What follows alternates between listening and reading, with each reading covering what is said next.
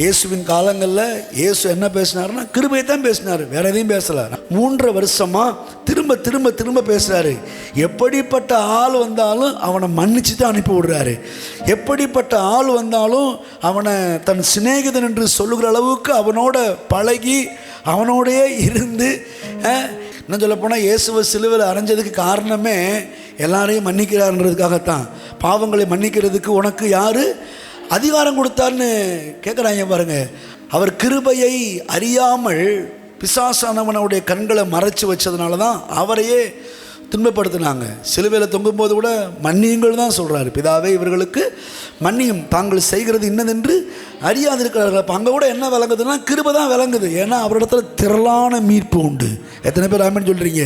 Bible சொல்லுது, அன்போ திரளான பாவங்களை மூடும், அன்போ சகல பாவங்களையும் மூடும். தேவன் அன்பாகவே இருக்கிறார். அப்போ அவர் அன்புனா அவர் என்னத்தை தான் பண்ணணும்? எல்லா பாவத்தையும் மூடணும். இவனுக்கு விரோதமாய் வந்தவனை கூட அவர் என்ன தான் பண்ணி ஆகணும்?